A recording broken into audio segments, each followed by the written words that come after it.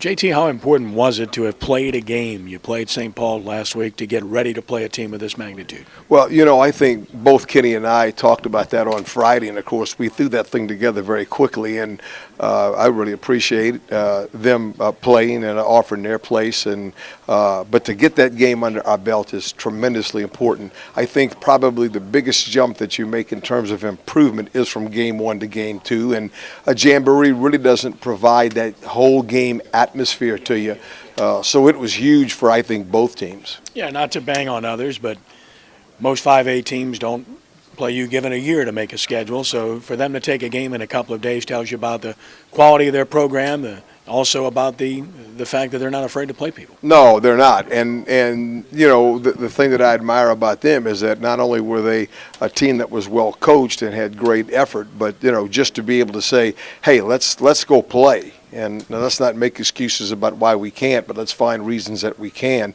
Speaks volumes about their program, their school. Their entire athletic department had to rally together in a very short period of time to put on a really quality game. By and large, you had to be pleased with the way your team played. You didn't turn the ball over. You made some mistakes, penalty-wise and otherwise, but no turnovers, and then made some adjustments, and I thought played very well in the second half. I did. I thought we did what we needed to do and making the adjustments that we needed to make. But like you said, it was the first game. You're going to have some of those things happen to you. You're going to make some mistakes, and that's the whole key, to learn from them and then try to make sure that you improve from week to week.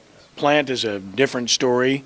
Different team, a lot of speed, a great tradition, defending state champion, nationally ranked. Obviously, it's a great challenge. No question about that, and really that's what we're looking forward to, and I know that St. Paul's going to have that same challenge in Lincoln out of Tallahassee. They're former state champions with some great players on their team, but that's what we want to bring into our city. We want to bring in the top quality teams and say, hey, let's line up and play. And let's just show the kind of football that we're capable of playing here. So Plant and Lincoln are two of the best teams in the country, and we're glad to have the opportunity to play. You played in this classic last year, but it was against teams from the Lafayette area. Playing teams from Florida is a different story. The Sugar Bowl steps up and makes this happen. And the fact that you have experience at this, having played the game after Gustav or during Gustav in Dallas, and then having played Hoover as well a few years ago, that clearly has to help in this circumstance. I think it does. I think it's certainly, I told our kids, and I'm sure Coach Sears shared that with his guys, is that the great thing about the game Saturday and about this game that's coming up is that you have to learn to adjust very quickly. You have to learn to put all the distractions aside